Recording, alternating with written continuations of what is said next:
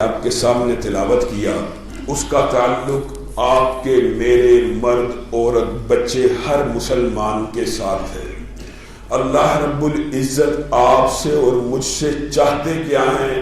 اللہ رب العزت کی رحمت کس قدر زیادہ ہے، اللہ رب العزت اور بندے کا تعلق کس نوعیت کا ہے، اللہ رب العزت بندے کے گناہوں کو کس طرح مٹاتے ہیں، اس حوالے سے چند گزارشات آپ کے سامنے رکھنی ہے۔ لیکن تمہیدی طور پر ایک بات آپ کو سمجھانا چاہتا ہوں، اللہ رب العزت کی ذات کس قدر اعلیٰ ہے، کس قدر عرفہ ہے، کس قدر بالا ہے۔ اللہ رب العزت کی کرسی کیسی ہے، عرش کیسا ہے۔ صرف ایک مثال پہ غور کیجئے۔ ایک ہوتا ہے تحصیل، ایک ہوتا ہے شہر، پھر تحصیل، پھر ضلع، پھر صوبہ، پھر ملک، پھر بر اعظم، پھر سارے بر اعظم مل جائیں، زمین اور پانی مل جائیں، پوری دنیا ارتھ بن جاتی ہے۔ اب اس ایک ارتھ کا جو حجم ہے، سائنسی اعتبار سے، سائنسی نوعیت کے لحاظ سے، ایک سورج کے اندر 12 لاکھ زمینیں سما سکتی ہیں۔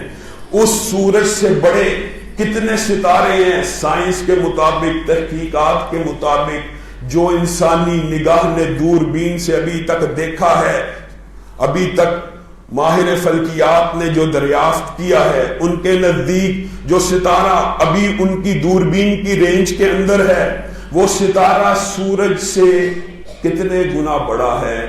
90 کروڑ سورج ہوں اس ایک ستارے کے حجم کے برابر ہوتے ہیں۔ 12 لاکھ زمینیں ایک سورج کے برابر، اور 90 کروڑ سورج ہوں ایک ستارے کے برابر، اور ستاروں کی تعداد ارب ہے، کھرب ہے۔ سائنسدان کہتے ہیں آج گننا شروع کرو، کئی ٹریلین سال، ہر آن، ہر لمحہ، ہر سیکنڈ اگر صرف گنتے ہی چلے جاؤ، کتنے ٹریلین سال لگیں گے، اس کی گنتی ختم نہیں ہو سکتی۔ لاکھوں کروڑوں روشنی کی رفتار سے انسان سفر کرے، ایک کہکشاں جس کا ہم حصہ ہیں، جس کا وہ ستارہ حصہ ہے، اس کو پار نہیں کر سکتے۔ 360 سے اوپر کہکشائیں دریافت ہو چکی ہیں۔ اور وسع کرسیہ السماوات والارض، اللہ رب العزت اس پوری کائنات جس کا انسان سوچ بھی نہیں سکتا، ادراک بھی نہیں کر سکتا کتنی بڑی ہے، اللہ کہہ رہا ہے اس ساری کائنات کے اوپر میری کرسی ہے۔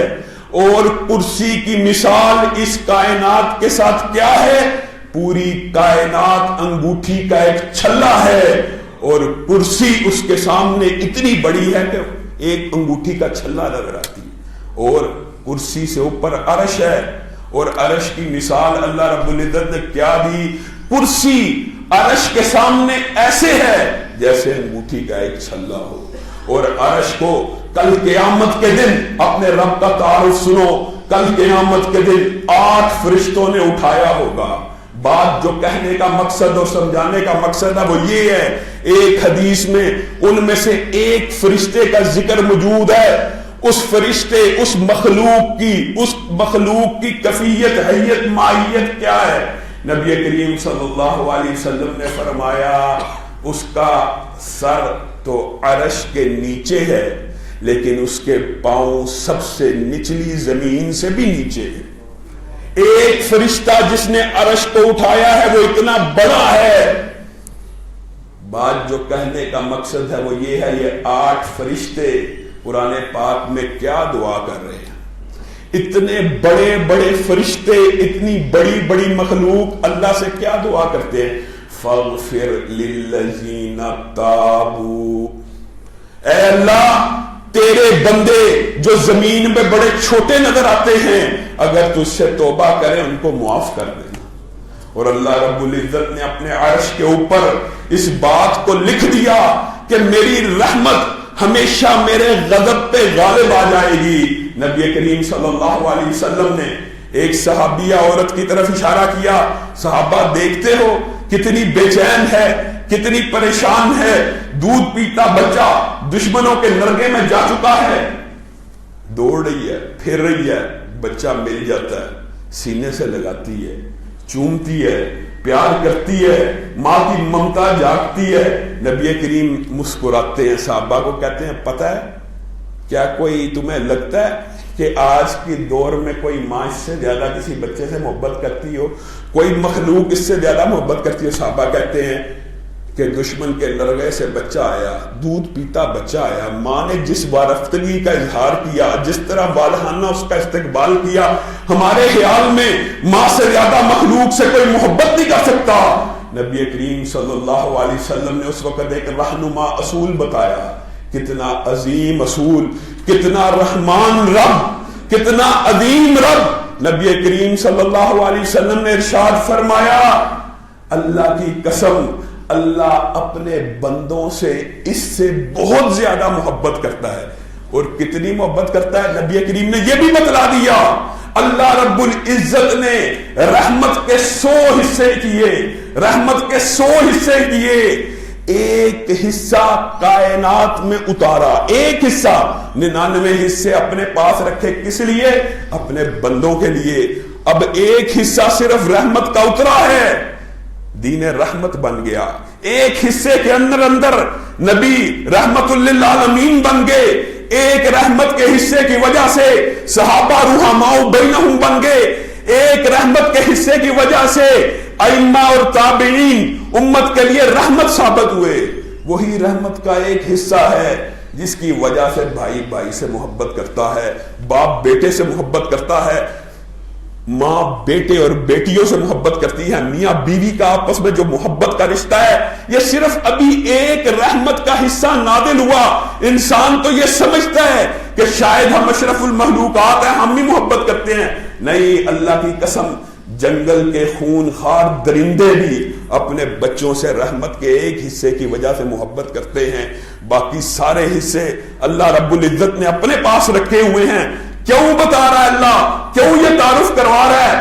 قل یا عبادی الذین اسرفوا علی انفسہم لا تقنطوا من رحمت اللہ، اپنی جانوں پہ ظلم کرنے والوں، 40 برس تک نماز نہ ادا کرنے والوں، زنا کاری میں پھنسنے والوں، عورتیں جو بے پردگی کا شکار ہونے والی، وہ بھائی بہن بیٹیاں جو فحاشی عریانی کا شکار ہو گئی، جتنے مردی گناہ لے کے آؤ، ایک مرتبہ رب رحمان کے سامنے آؤ تو صحیح، آؤ تو صحیح۔ اللہ پکار کر قرآن کھولیے، اللہ کی قسم انسان حیرت زدہ رہ جاتا ہے۔ پہلا صفحہ قرآن کی ابتدا، بسم اللہ الرحمن الرحیم، بسم اللہ الرحمن الرحیم، پہلا ہی صفحہ، الحمدللہ رب العالمین الرحمن الرحیم، 4 دفعہ پہلی 2-3 سطروں کے اندر رحمان اور رحیم کا تذکرہ آیا بار بار۔ کیوں؟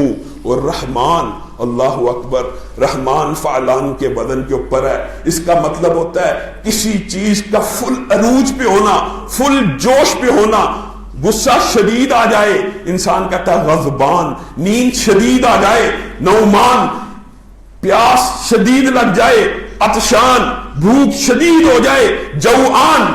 اور اگر رحمت شدید ہو، بے انتہا ہو، حد سے زیادہ ہو تو کیا بنتا ہے؟ رحمان۔ لیکن اللہ رب العزت نے یہاں پہ جوش کے معنوں کو آپ کو اور مجھے سمجھانے کے لیے ساتھ کیا نازل کیا؟ الرحمن الرحیم۔ کہیں میرے بندے یہ نہ سوچیں کہ رحمان وقتی طور پہ جوش میں آیا۔ رحمان ایک ایسی صفت ہے جس میں جوش کا عنصر بھی پایا جاتا ہے۔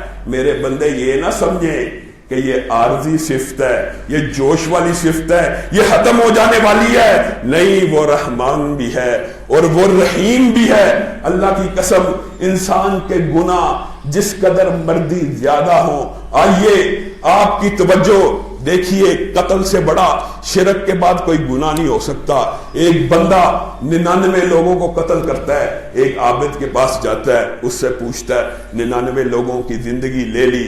اللہ رب العزت نے سابقہ کتابوں میں بھی اس حکم کو نازل فرمایا تھا کہ جو ایک بندے کو زندہ کرتا ہے وہ پوری انسانیت کو زندہ کرتا ہے، جو ایک بندے کو مارتا ہے وہ پوری انسانیت کو مارتا ہے۔ میں نے تو 99 قتل کر دیے، اب میرا کیا بنے گا، اب میرا کیا ہوگا؟ عابد کہتا ہے میرے پاس تیری مصیبت کا کوئی حل نہیں. مجھے لگتا ہے اللہ رب العزت تجھے نہیں معاف کرے گا, تو اتنا ظالم انسان ہے, 1 نہیں 10 نہیں 99 قتل کر دیے. اس کے دل میں پھر جوش پیدا ہوتا ہے, کہتا ہے اگر معاف نہیں تو میں تجھے بھی قتل کرتا ہوں. 100 قتل پورے کرتا ہے, پھر نکلتا ہے, ایک اور راہب اور عابد سے ملاقات ہوتی ہے. بندہ سنتا ہے اس کے سارے احوال, دل میں توبہ کی نیت پیدا ہو چکی ہے, اپنے گناہوں پہ شرمندہ ہو چکا ہے, 99 لوگوں کا قاتل. اور یہاں پہ یاد رکھیے, اللہ کی قسم بہت سی باتیں ہوتی ہیں جو علمی طور پہ کئی دفعہ کہنا خطرے سے حل ہی نہیں ہوتا, لیکن رحمت کا باب ہے. حقوق العباد کی بہت بات ہوتی ہے کہ حقوق العباد معاف نہیں ہونے, اللہ اپنا حق معاف کر دے گا. اللہ کی قسم جب اللہ چاہتا ہے حقوق العباد بھی معاف کر سکتا ہے. 99 قتل سے زیادہ کسی بندے کی کوئی حق تلفی نہیں ہو سکتی. حقوق العباد میں سب سے بڑی تلفی کسی کو قتل کرنا ہے. یہ 100 بندوں کا قاتل عابد کے پاس پہنچتا, عابد کہتا ہے فلاں جگہ ایک نیکوکاروں کی بستی ہے, تو ان کے ساتھ اپنی زندگی کے باقی ایام کو گزار, ہو سکتا ہے اللہ تیری توبہ قبول کر لے. دل میں امید پیدا ہوتی ہے, دل میں جوش پیدا ہوتا ہے, تیزی سے بڑھتا ہے, ہارٹ اٹیک آ جاتا ہے. یا حدیث میں ہارٹ اٹیک کا لفظ نہیں ہے, اچانک موت کا فرشتہ آ جاتا ہے, روح کو قبض کر لیا جاتا ہے. اب رحمت کے فرشتے بھی نازل ہو رہے ہیں اور عذاب کے فرشتے بھی نازل ہو رہے ہیں. آپس میں مکالمہ ہو رہا ہے, یہ ہمارا بندہ ہے, دوسرے کہہ رہے ہیں ہمارا بندہ ہے. برائی کے فرشتے کہہ رہے ہیں ساری زندگی قتل کرتا رہا, آج اس کو لینے کے لیے آ گئے ہو. رحمت کے فرشتے کہتے ہیں ہاں لینے کے لیے اس لیے آئے ہیں. اللہ کی سنت ہے, جو بندہ صرف نیت کر لیتا ہے اللہ تعالیٰ اس کی نیت کو لکھ لیتا ہے. یہ بندہ توبہ کے رستے پہ چل پڑا, ابھی توبہ نہیں کی لیکن توبہ کے رستے پہ چل پڑا تھا, اس کو ہم لینے کے لیے آئے ہیں. اللہ کے پاس مقدمہ جاتا ہے, اللہ کہتا ہے جاؤ زمین کی پیمائش کرو. اگر نیکوکاروں کی بستی کی طرف کم فاصلہ ہوا تو نیکی کے فرشتے لے جائیں, اگر جہاں سے نکلا ہے وہاں سے کم فاصلہ ہوا برائی کے فرشتے لے جائیں. اور حقیقی بات کیا ہے, نبی کریم نے فرمایا ابھی تو نکلا تھا, ابھی تو بستی سے نکلا تھا, نیکوکاروں کی بستی پتہ نہیں کتنے 100 کلومیٹر دور تھی, فرشتے پیمائش کرنے کے لیے آئے. اللہ نے زمین کو حکم دیا نیکوکاروں کی بستی کی طرف سکڑ جا. جو بندہ توبہ کی نیت سے گھر سے نکل پڑا ہے اللہ اس کی توبہ کو قبول کرنے والا ہے. اللہ اس کو کبھی عذاب نہیں دے گا. لوگوں, قتل سے بڑا کون سا جرم ہو سکتا ہے؟ بڑے جرائم کے اندر ایک جرم زنا بھی ہے, ایک جرم لوگوں کی حق تلفی بھی ہے, لوگوں کو برا بلا کہنا بھی ہے, لوگوں کا مال کھانا بھی ہے. نبی کریم صلی اللہ علیہ وسلم نے ارشاد فرمایا اور صحابہ کہتے ہیں نبی کریم نے اتنی مرتبہ ہمیں کفل کا واقعہ سنایا, اتنی مرتبہ ہمیں کفل کا واقعہ سنایا, اس واقعے کے اندر پیغام کیا پنہا ہے. نوجوان ہے, بنی اسرائیل کا اوباش ہے, بدماش ہے, ہر برائی موجود ہے. برائی ایسی کرتا ہے کہ کوئی برائی نظر آ جائے اس کے پیچھے لگ جاتا ہے, کسی برائی کو خالی نہیں جانے دیتا, مال بھی ہڑپ کرتا ہے, برا بلا بھی کہتا ہے, بدکار بھی ہے. آج زندگی میں ایک ایسی رات آنے والی ہے, ایک عورت کو لے کے آیا, اجرت پہ استعمال کرنے کے لیے لے کے آیا. عورت کے ساتھ جب تنہا ہوا, عورت ایک مختصر سی تقریر کرتی ہے, مختصر سی گفتگو کرتی ہے, اے کفل اللہ کی قسم آج اللہ نے یہ حالات دکھائے, مجبور ہوں, بے بس ہوں, بے کس ہوں, تجھ سے معاہدہ کر چکی ہوں اپنی عزت کو نیلام کرنے کا, لیکن اب جب تو قریب آیا ہے میں اللہ کے عذابوں سے ڈرتی ہوں. میرے دل میں خوف آتا ہے کہ میں کبھی کسی غیر محرم کے سامنے نہیں گئی. آج دولت, آج مصیبت, آج مشکل نے اتنا مجبور کر دیا کہ تیرے سامنے آ جاؤں, بے حجاب ہو جاؤں. کفل کے دل کو چوٹ لگتی ہے. ایک عورت ساری زندگی گناہ کوئی نہیں کیا, آج مجبوری سے, پیسوں کی وجہ سے, پتہ نہیں کتنی بڑی آزمائش کی وجہ سے گناہ کرنے آئی ہے اور اللہ سے ڈر رہی ہے. کفل کی آنکھوں سے آنسو آتے ہیں. کفل اللہ کے سامنے ہاتھوں کو پھیلاتا ہے, کہتا ہے اللہ یہ عورت تو گناہ کرتی نہیں تھی پھر بھی تجھ سے ڈرتی ہے. میں تو جب سے پیدا ہوا آج تک گناہوں میں آلودہ رہا, لیکن اس نے کیا بات کر دی, میری زندگی کو بدل دیا. وہی رات دیکھیے اللہ کی رحمت کس قدر زیادہ ہے. کفل کی زندگی کی آخری رات ثابت ہوتی ہے. اگلے دن بنی اسرائیل والے نکلتے ہیں, کوئی کہتا ہے سویا ہوگا, کوئی کہتا شراب کے نشے میں دھت ہوگا، کوئی کہتا برائی میں پڑا ہوگا، آج نظر نہیں آ رہا، آج بازار میں کفل کے نعرے نہیں لگ رہے، آج بازار میں وہ عورتوں کو نہیں چھیڑ رہا، راہوں میں بیٹھ کے لڑکوں کو نہیں تک رہا، آج کفل نشے میں دھت ہوگا۔ بہت دیر گزر جاتی ہے، پھر اس کے گھر کی طرف چلتے ہیں کہ پتا تو نہیں آخر ہماری ہی بستی کا رہنے والا ہے۔ اللہ رب العزت اپنی رحمت کا اعلان ان کے لیے بھی، ہمیں تو نبی کریم صلی اللہ علیہ وسلم نے بتلا دیا، لیکن اس کی قوم کو اللہ رب العزت نے کیسے بتلایا؟ ان اللہ قد غفر للکفل، اللہ رب العزت نے اس کے گھر کے اوپر لکھ دیا کہ اللہ رب العزت نے کفل کے سارے گناہوں کو معاف کر دیا۔ لوگوں کیا ہے توبہ؟ اللہ کی قسم، وانیبو، قرآن پاک میں جب یہ اناب، انیب کا لفظ آتا ہے تو اس کے اندر ایک معنی پوشیدہ ہوتا ہے۔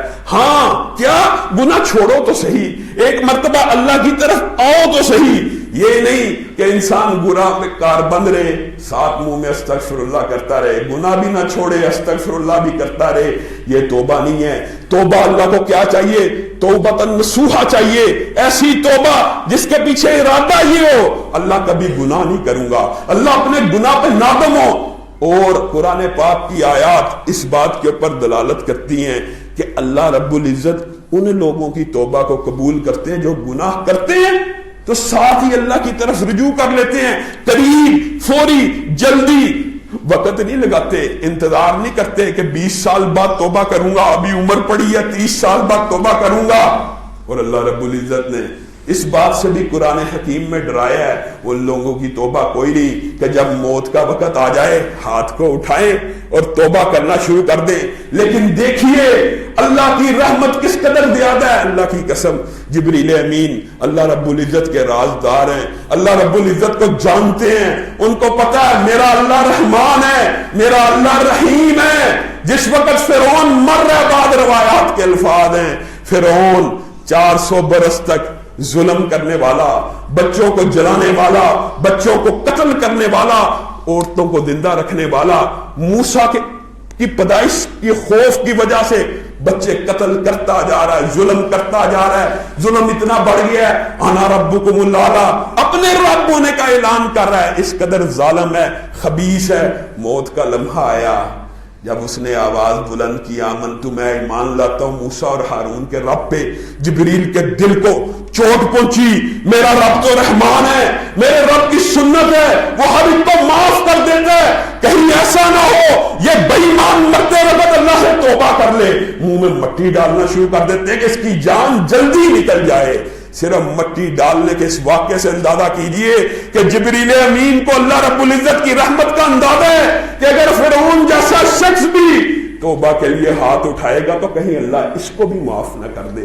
اب بتلائیے کون سا گناہ ایسا ہو سکتا ہے جس کی توبہ نہیں؟ اللہ کی قسم توبہ کا اتنا عظیم الشان واقعہ شبیبہ غامدیہ کا، کتنی عمدہ توبہ کی۔ ایک عورت ہے، برائی کا ارتکاب ہو گیا، آج جتنی مرضی برائیاں ہو جائیں، نہ دل پہ چوٹ، نہ پاک صاف ہونے کی خواہش، نہ اللہ کے سامنے رجوع، ابھی برائی ہوئی، چند دن نہیں گزرے نبی کریم صلی اللہ علیہ وسلم کے پاس آتی ہیں، کہتی ہیں اللہ کے رسول طہرنی طہرنی، مجھے پاک کر دیجئے۔ کیا ہوا؟ میں غلطی سے میرے سے یہ بھول ہو گئی، جذبات سے مغلوب ہو گئی، طہرنی، اب پاک کر دیجئے۔ اچھا اس برائی کا نتیجہ ظاہر ہونے دو۔ کچھ عرصے بعد آتی ہے، اللہ کے رسول اب تو پاک کر دیجئے، برائی کا نتیجہ ظاہر ہو چکا ہے، حمل سے ہوں۔ نبی کریم صلی اللہ علیہ وسلم کہتے ہیں اس بچے کا کیا قصور ہے، وہ بھی ایک جان ہے۔ یاد رکھیے یہ بھی فلسفہ گندا، لوگ اللہ کی قسم بھوک اور فقر کی وجہ سے بچوں کو قتل کر دیتے ہیں۔ یہ حرام کا بچہ نبی کریم کے پاس عورت آ رہی ہے، نبی کریم کہہ رہے ہیں اس بچے کا کیا قصور ہے؟ زنا کے نتیجے میں پیدا ہونے والا بچہ گرانا جائز نہیں ہے۔ لوگ فقر کی وجہ سے، پیسے کی وجہ سے، منصوبہ بندی کی وجہ سے، فیملی پلاننگ کی وجہ سے قتل جیسے عظیم گناہ کو اپنے سر پہ لے لیتے ہیں۔ اس بارے میں بھی ہوش کے ناخن لینے چاہیے۔ نبی کریم صلی اللہ علیہ وسلم عورت کو کہتے ہیں جاؤ جب بچہ پیدا ہوگا پھر آنا۔ عورت کی توبہ دیکھیے، عورت کا ارادہ دیکھیے، بچہ پیدا ہوتا ہے، دوسرے تیسرے دن نبی کریم کے پاس آتی ہے، اللہ کے رسول اب تو گناہ چبھنا شروع ہو گیا ہے، اب تو گناہ تکلیف دیتا ہے، اب تو گناہ راتوں کو سونے نہیں دیتا، بچہ پیدا ہو چکا ہے، طاہرنی اب تو پاک کر دیجئے۔ نبی کریم کہتے ہیں بچے جب تک اپنے ہاتھ سے کھانا نہیں شروع کرے گا میں نبی رحمت ہوں، میں اس وقت تک تجھے سزا نہیں دے سکتا۔ صحیح روایات کے اندر آتا ہے، تاریخ کے باب الٹیے، اللہ کی قسم بچے 6 ماہ 7 ماہ کی عمر میں بھی آج کل کے ہاتھ سے روٹی کا لقمہ نہیں لیتے، اور روایات کے الفاظ ہیں غامدی اپنے بچے کی ایسی تربیت کرتی ہے، ابھی 4 ماہ کا ہوتا ہے، ہاتھ میں روٹی کا ٹکڑا ہوتا ہے، چوس رہا ہوتا ہے، نبی کریم کے پاس آتی ہے، کہتی ہے اللہ کے رسول دیکھیے روٹی کھا رہا ہے، طہرنی اب تو پاک کر دیجئے۔ نبی کریم صحابہ کو حکم دیتے ہیں جاؤ اس کو جا کے رجم کر دو، اور بکواس کرنے والے، دور حاضر کے غامدیت کے فتنے کا شکار ہونے والے، اسلامی صداؤں کو ظالمانہ کہنے والے، اللہ کی قسم یہ سارے فلسفے دین کے خلاف، الہاد کے، جدیدیت کے ہیں۔ اسلامی سزائیں ظالمانہ نہیں ہیں، اسلامی سزائیں معاشرے سے گناہوں کو ختم کرنے والی ہیں، لوٹ کسوٹ کو ختم کرنے والی ہیں، چوری ڈکیتی کو ختم کرنے والی ہیں، اور اگر کسی فرد پہ نافذ ہوتی ہیں اس کو پاک صاف کرنے والی ہیں۔ کس طرح پاک صاف کرنے والی ہیں؟ صحابہ کنکر مارتے ہیں، ایک کنکر زور سے لگتا ہے، شبیبہ غامدیہ کے سر سے لہو کا فوارہ پھوٹتا ہے، خالد ابن ولید کے کپڑوں کو لگتا ہے، خالد کہتے ہیں ناپاک عورت جاتے جاتے مجھے بھی ناپاک کر گئی۔ نبی کریم دوڑتے ہوئے آتے ہیں، پیشانی پہ شکنے ہیں، وہ پیشانی جو کبھی غضب آلود نہیں ہوئی آج غصے میں ہے، اونچی آواز میں بولتے ہیں خالد تو نے کتنی بری بات کی، خالد تو نے کتنی بری بات کی، اس عورت نے ایسی توبہ کی ہے، ایسی توبہ کی ہے، مدینہ کے سب گناہگاروں میں بانٹ دی جائے اللہ رب العزت سب کو جنت میں داخل کر دے۔ یہ اسلامی سزائیں جسموں کو پاک کرنے والی، طاہر کرنے والی، معاشرے کی بھی طہارت کرنے والی ہیں۔ یہ گندے عقیدے ہیں، اسلام کی ہر بات سے نفرت، اسلام کی ہر بات سے چڑ، پردے سے نفرت، اختلاط کی اجازت، کتا بلی جیسا، نعوذ باللہ کیسے کیسے لوگ پیدا ہو چکے ہیں جی۔ کتے بلی میں کیا فرق ہے جی؟ موسیقی کا اسلام میں کہاں پہ حرام ہے؟ ایسی ایسی عجیب و غریب باتیں کی جاتی ہیں۔ یہاں پہ ہم الحمدللہ ہر روز تراویح کے بعد انہی عناوین کے اوپر درس دیتے ہیں۔ آپ لوگوں کو چاہیے یہ فتنہ الہاد جدیدیت کے خلاف جو دروس ہوتے ہیں اس میں بھی شریک ہوا کریں۔ تو میں آپ کے سامنے توبہ کے حوالے سے چند باتیں رکھ رہا ہوں۔ نبی کریم صلی اللہ علیہ وسلم نے ارشاد فرمایا کل بن آدم، ہر آدم کا بیٹا خطا، ہر آدم کا بیٹا، آدم نے غلطی کی، آدم کا بیٹا بھی غلطی کرے گا۔ بہترین غلطی کرنے والے ایک ہی حدیث کے الفاظ ہیں، ہر آدم کا بیٹا خطا کار ہے، وخیر الخطائین، اور بہترین غلطی کرنے والا، اللہ غلطی کرنے والے کو بہترین کہہ رہا ہے۔ بہترین غلطی کرنے والا کون ہے؟ جو اللہ رب العزت سے توبہ کر لیتا ہے۔ اور نبی کریم صلی اللہ علیہ وسلم نے کیا ارشاد فرمایا؟ اف کتنی عظیم حدیث ہے، اللہ کی قسم خوشخبری کی، اس سے بڑی کوئی حدیث مسند احمد کے علاوہ کون سی ہو سکتی ہے؟ نبی کریم صلی اللہ علیہ وسلم نے فرمایا انسان اتنے گناہ کرے، اے اللہ کے نبی کتنے گناہ کرے؟ اتنے گناہ کرے زمین بھر جائے، اور کتنے زمین کے اوپر فضا بھر جائے، اور کتنے ستاروں تک پہنچ جائیں، اور کتنے آسمانوں تک پہنچ جائیں، اس کے گناہوں کی کثرت کتنی ہو، دائیں میں حد نگاہ تک، بائیں میں حد نگاہ تک، زمین سے آسمان تک گناہوں سے بھر جائے، اس کا میزان ایک مرتبہ اللہ رب العزت کے سامنے آ کے صرف یہ کہہ دے اللہ مجھے معاف کر دے، اللہ رب العزت سارے گناہوں کو معاف کر دیتا ہے۔ اور اسی حدیث کا اگلا ٹکڑا کتنا عظیم ہے، نبی کریم ارشاد فرماتے ہیں اللہ کی قسم، اور اگر تم گناہ کرو ہی نہ، اگر تم گناہ کرو ہی نہ، تو اللہ رب العزت ایسی قوم پیدا کرے گا جو گناہ کرے گی اور اللہ رب العزت سے توبہ کرے گی۔ اللہ رب العزت کو توبہ کرنا اتنا پسند ہے، اتنا محبوب ہے. اللہ رب العزت رحم کرنے والے ہیں بندوں کے اوپر. جیسے آپ کو کہا 99 حصے بندوں کے لیے رکھے ہوئے ہیں، اللہ کی قسم اگر یہ 99 حصے نہ ہو، قرآن کی آیت اس بات کے اوپر دلالت کرتی ہے اگر اللہ کی رحمت نہ ہو، اللہ تعالیٰ لوگوں کو ان کے گناہوں کی وجہ سے پکڑنا شروع کر دے تو زمین کے اوپر کوئی چرند پرند زندہ نہ رہے. چرند پرند ہاں، اللہ کو اتنا غصہ آئے، اللہ بندوں کی خطاؤں کے اوپر اگر پکڑنا شروع کر دے، یہ ساری کی ساری زمین کا نظام کس کے لیے؟ آپ کے لیے، میرے لیے. چرند پرند، یہ گائے بکری بھینس، ہر چیز اللہ رب العزت نے بندے کے لیے پیدا کی ہے. تو اللہ کہتا ہے اگر بندوں کی خطاؤں کی وجہ سے انہیں پکڑنا شروع کر دو تو زمین پہ کوئی چیز رہنے ہی نہ دوں. اللہ رب العزت کو اپنی ساتھ توبہ کس قدر پسند ہے.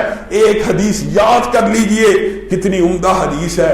نبی کریم صلی اللہ علیہ وسلم اللہ رب العزت کی خوشی کی کیفیت بیان کرتے ہیں.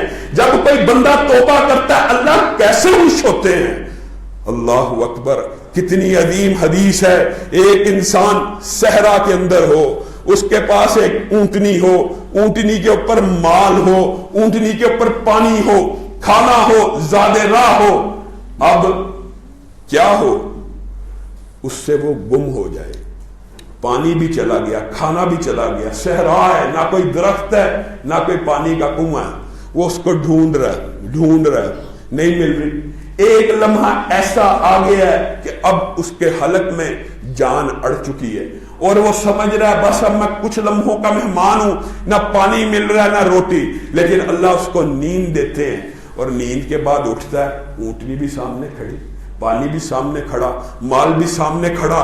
خوش ہو جاتا ہے. کتنا خوش ہوتا ہے کہ اس کے منہ سے الفاظ جاری ہوتے ہیں، اے اللہ میں تیرا رب تو میرا بندہ. اللہ کو کہہ رہا ہے اے اللہ میں تیرا رب تو میرا بندہ.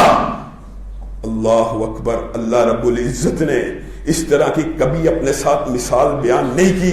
اللہ رب العزت کہتے ہیں یہ خوشی سے، وارفتگی سے، یہ جو اچانک الٹا کلمہ بول کے خوش ہونے کا اظہار کر رہا ہے، اللہ کی قسم اللہ بندے کی توبہ سے اس سے زیادہ خوش ہوتے ہیں. وہ کرو تو صحیح، اللہ کے پاس آؤ تو صحیح، اللہ کے سامنے ہاتھوں کو پھیلاؤ تو صحیح. التائب من الذنب کمن لا ذنب له. اللہ کے نبی کہہ رہے ہیں، کیا ان سے زیادہ سچی بات کسی کی ہو سکتی ہے؟ اللہ کا نبی کہہ رہا ہے کہ جس نے توبہ کی گناہوں سے وہ ایسے ہے جیسے اس نے گناہ کیا ہی نہیں. صرف توبہ تو کرو، صرف اللہ کے سامنے ہاتھوں کو پھیلاؤ. رمضان کا ایک مقصد یہ ہے کہ رمضان گزر جانے سے پہلے اپنے آپ کو جہنم سے آزاد کروا لو. آخری 10 دن رہ چکے ہیں. اللہ کے سامنے رونا، اللہ کے سامنے گڑ گڑانا اس رمضان کی ایک گرد و غایت ہے. اور اصل گرد و غایت کیا ہے؟ جنت کا حصول، اللہ کے عذابوں سے بچ جانا. اور بعض لوگ اللہ رب العزت کی رحمت کا تذکرہ کرنا چاہیے، ضرور ہونا چاہیے کہ ایک دن آنا ہے. اللہ کی رحمت بے شمار ہے، اللہ کی قسم اس سے شک نہیں ہے. ایک دن آنا ہے، اللہ نے انبیاء اولیاء سب کو کہی جانا ہے نکالو نکالو نکالو جہنم سے، نکالو نکالو نکالو. پھر نبی کریم کو کہیں گے نکالو نکالو. اور کیا کہیں گے؟ جس کے دل میں جو کے برابر ایمان ہے اس کو بھی نکال لو. پھر کہیں گے جس کے دل میں رائی کے برابر ایمان ہے اس کو بھی نکال لاؤ. یہ رحمت ہے.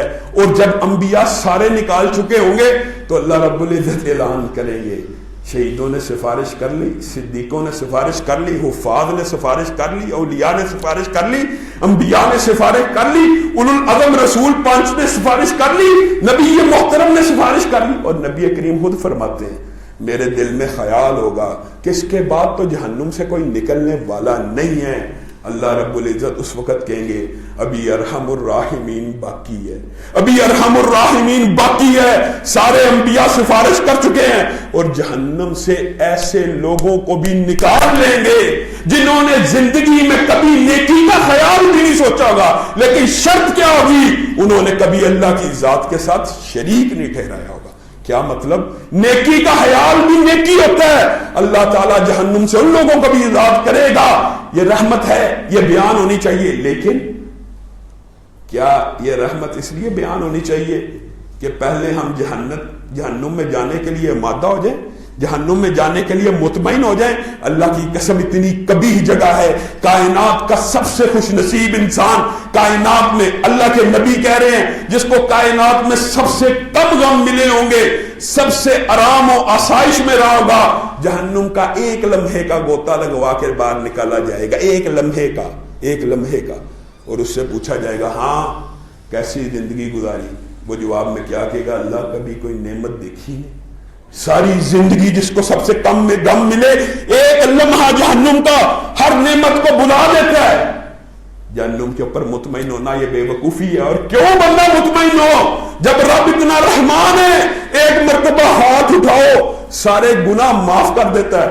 پھر بھی نعوذ باللہ یہ بندے ہی کا قصور ہے, یہ بندے ہی کی خطا ہے کہ پھر بھی انسان کے چلو آخر میں بالآخر چلے ہی جانا ہے. بھائی یہ عقیدہ ٹھیک ہے, اللہ کی رحمت بیان ہونی چاہیے, لیکن اللہ رب العزت ہم سب کو جہنم کی چنگاری سے بھی محفوظ فرمائے, ہم کو ایک ایک لمحے سے محفوظ فرمائے. اس رب رحمان کی رحمت اس قدر وسیع ہے, اگر سارے انسانوں کو بھی جنت میں ڈال دے اس کی رحمت میں کمی نہیں آئے گی. آخر دعوانا ان الحمدللہ رب العالمین.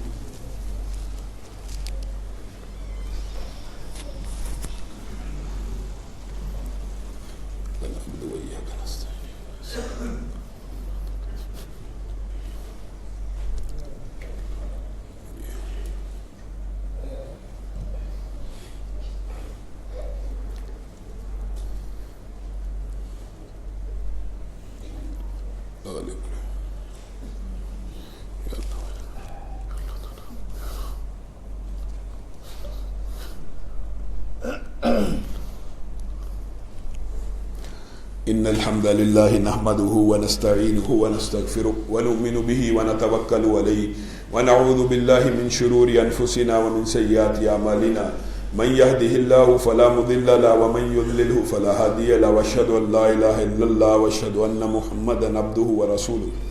أما بعد فإن خير الحديث كتاب الله وخير الهدي هدي محمد صلى الله عليه وسلم وشر الأمور محدثاتها وكل محدثة بدعة وكل بدعة ضلالة وكل ضلالة في النار. معزز سامعین گرامی قدر, نبی کریم صلی اللہ علیہ وسلم نے قرآن پاک کی اس آیت کے بارے میں ارشاد فرمایا, قل یا عبادی الذین اسرفوا علی انفسہم لا تقنطوا من رحمت اللہ. اے بندو جو اپنی جانوں پہ ظلم کر چکے ہو, اے بندیو جو اپنی جانوں پہ ظلم کر چکے ہو, اللہ کی رحمت سے کبھی مایوس نہ ہونا, کبھی اللہ کی رحمت سے نا امید نہ ہونا. نبی کریم نے فرمایا قرآن کے اترنے کی بھی خوشی ہے, مجھے پورے قرآن کی بھی خوشی ہے, لیکن پورے قرآن جتنی خوشی صرف اس ایک آیت کے نازل ہونے کی ہے. اور یہ آیت سابقہ امتوں پہ بھی نازل ہوئی. یہ آیت حضرت آدم کو بھی عطا کی گئی. کس وقت؟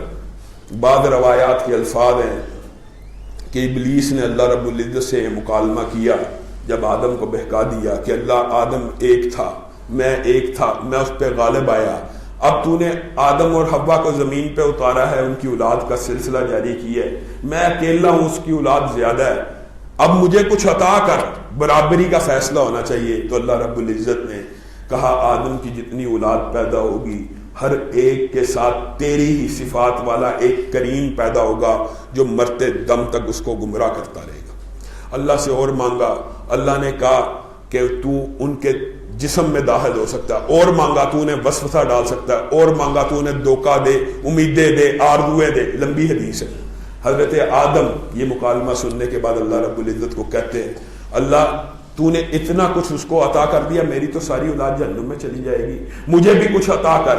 اللہ رب العزت عطا کرتے کرتے یہاں پہ پہنچتے ہیں. اللہ کہتے ہیں ایک نیکی کو 10 سے ضرب دوں گا, ایک نیکی کو 100 سے دوں گا, ایک نیکی کو 700 سے دوں گا. آدم خوش ہو جا, میرا دل چاہے گا ایک نیکی کرنے میں ایک ہوگی, میری مرضی 700 سے زیادہ لکھ دوں گا. آدم بھی رحم کرنے والے اپنی اولاد کے اوپر. پھر اللہ کو کہتے ہیں اللہ مزید عطا کر. اللہ رب العزت کہتے ہیں ان اللہ یقبل توبۃ العبد ما لم یغرغر, اور دوسری روایت کے الفاظ ہیں یغرغر. اس کا ترجمہ کیا ہے؟ اللہ تعالیٰ نے آدم کی اولاد کو کیا عطا کیا؟ کتنی عظیم حدیث ہے.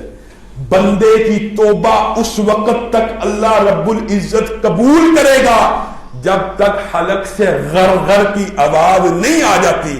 اور محدثین کا اتفاق ہے غرغر کی آواز روح کی ایڑی لگانے سے آتی ہے. ایڑی لگانے سے یعنی پوری روح جب نکل جاتی ہے حلق پہ اس کا پاؤں پہنچتا ہے, وہاں پہ ایڑی نکال کے جب باہر نکلتی ہے اس وقت غرغر کی آواز آتی ہے.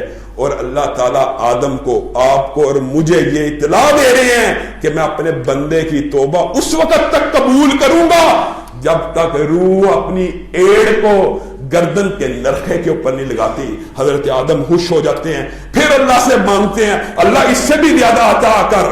اللہ رب العزت یہی آیت عطا کرتے ہیں, قل یا عبادی الذین اسرفوا, قل یا عبادی الذین اسرفوا, اے بندو جو اپنی جانوں پہ ظلم کر چکے ہو, اللہ کی رحمت سے کبھی مایوس نہ ہونا. یہ نہ سوچنا اتنے گناہ کر, یہ شیطان کا وار ہوتا ہے, یہ شیطان کا ہتھیار ہے. تلبیس ابلیس میں مستقل ایک باب ہے اس موضوع پہ. شیطان جب بندے کو توبہ کا ارادہ دیکھتا ہے کہاں اٹھتا ہے اور کہتا ہے یہ تو اللہ کی بارگاہ میں پہنچنے والا ہے, اس کے تو سارے گناہ معاف ہونے والے ہیں. اس کو وسوسہ ڈالتا ہے تیری توبہ قبول نہیں ہونی, تیری توبہ قبول نہیں ہونی. اللہ کی قسم ہر بندہ جو صرف توبہ کی 3 بنیادی شرائط کے ساتھ اللہ کی بارگاہ میں آ جائے توبہ قبول ہے. نمبر 1 توبہ کی قبولیت کی یہ بات بھی یاد رکھنی چاہیے. یہ نہیں ہے نعوذ باللہ بے پرد پھری جا رہی ہے عورت, باغ میں واک کر رہی ہے اور استغفر اللہ پڑھ رہی ہے, بے پرد واک کر رہی ہے اور استغفر اللہ پڑھ رہی ہے. انسان صبح شام نبی کی سنت منڈوا رہا ہے, ساتھ ساتھ استغفر اللہ کر رہا ہے. نہیں, جس گناہ کی توبہ کرنی ہے سب سے پہلے اس کو چھوڑنا ہے. چھوڑنے سے ثابت ہوتا ہے کہ انسان اپنے گناہ پہ نادم ہے. جو دوسری شرط ہے نا کہ اپنے گناہ پہ نادم ہو تب بھی توبہ. یہ نہیں گناہ چھوڑ دیا ندامت نہیں ہے, ویسے استغفر اللہ کر رہا ہے, گناہ چھوڑ دیا, کرنا چھوڑ دیا, سگریٹ پینا مثال دے رہا ہوں چھوڑ چکا ہے, لیکن اس پہ نادم نہیں ہے اپنے گناہ کے اوپر. توبہ کی قبولیت کی ایک شرط ندامت ہے, اور تیسری شرط کیا ہے؟ دل میں ارادہ ہو کہ میں نے دوبارہ نہیں کرنا. ہاں وہ الگ بات ہے, دوبارہ ہو جائے پھر بھی قبول ہے, دوبارہ ہو جائے پھر بھی قبول ہے, لیکن نیت یہ ہونی چاہیے میں نے دوبارہ نہیں کرنا. معزز سامعین گرامی قدر, موضوع بہت طویل ہے اور بھی بہت سی باتیں اس باب میں موجود ہیں کہ کن الفاظ کے ساتھ اللہ رب العزت سے توبہ کرنی چاہیے. انشاءاللہ رات کے دروس کے اندر ان کا تفصیلی جائزہ لیں گے. چند باتیں آخری عشرے کے حوالے سے آپ کے سامنے رکھنا چاہتا ہوں. رمضان کا آخری عشرہ شروع ہو چکا ہے, آج پہلی طاق رات ہے. اللہ کی قسم یہ صرف 5 راتیں باقی ہیں, اور نبی کریم صلی اللہ علیہ وسلم ان راتوں کا خوب اہتمام کیا کرتے ہیں. نیند چھوڑ دیتے تھے, بستر چھوڑ دیتے تھے, کمر کس لیتے تھے. یہی 5 راتیں ہیں, ایک رات بھی نصیب میں. اگر آپ صرف 5 راتوں کو اپنا ایک شیڈول بنائیں, اپنا ایک سکیجول بنائیں, ہم نے ان 5 راتوں میں یہ اعمال کرنے ہیں. عبادت کے جتنے اعمال آپ ان راتوں میں اکٹھے کر سکتے ہیں کر لیں. انفاق کر سکتے ہیں, مریض کی عیادت کر سکتے ہیں, بچوں اور بیوی کا خیال کر سکتے ہیں. عبادت کے جتنے بھی قسمیں انسان کو ذکر کرنا چاہیے ان راتوں کے اندر. قرآن پاک کا ایک پارہ پڑھنا چاہیے. وجہ کیا ہے؟ وجہ یہ ہے کہ جو صرف اس ایک رات میں عبادت کرتا ہے اس کی عبادت کو کتنے سال کے برابر لکھا جاتا ہے؟ 83 سال کے برابر لکھا جاتا ہے. اور ایک بہت بڑا عابد زاہد بندہ ہو وہ 50 سال سے زائد باجماعت نماز ادا نہیں کر سکتا. بلوغت کی عمر سے لے کے وفات تک, بالعموم کی بات کر رہا ہوں. اللہ کسی کو عمر طویل دے وہ الگ بات ہے. 50 سال سے زائد انسان باجماعت نماز ادا نہیں کر سکتا. صرف 11 رکعت نماز ادا کرے, ان 5 راتوں میں 83 سال کا قیام لکھا جائے گا. ایک پارہ پڑھ لے 83 سال کا قرآن پڑھنا لکھا جائے گا. ایک انفاق فی سبیل اللہ کا کوئی عمل کر لے 83 سال انفاق فی سبیل اللہ لکھا جائے گا. ذکر کرے, اذکار کرے, نبی کریم صلی اللہ علیہ وسلم پہ درود بھیجے, اعتکاف کرے.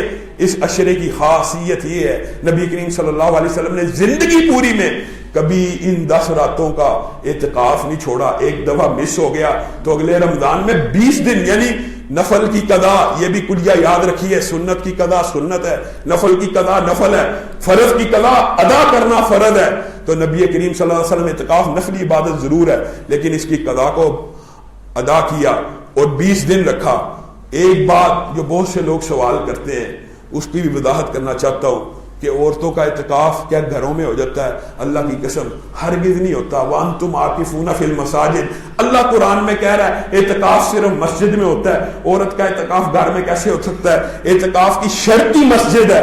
مسجد میں آ کے اعتکاف کرنا ہے. عورت گھر میں عبادت کرے کوئی حرج نہیں, عورت گھر میں تنہائی اختیار کرے کوئی حرج نہیں, عورت گھر کے اندر مصلی کمرے میں ڈال لے کوئی حرج نہیں. لیکن یہ کہے کہ یہ اعتکاف ہے, یہ سنت نبی سے ثابت ہے, تو یہ غلط فہمی ہے, شیطان کا وسوسہ ہے. اعتکاف صرف مساجد میں ہوتا ہے. اللہ رب العزت جو کہا گیا, جو سنا گیا, اس کو سمجھنے کی اور اس کے اوپر عمل پیرا ہونے کی توفیق عنایت فرمائے. سبحان ربک رب العزت عما یصفون وسلام علی المرسلین والحمد للہ.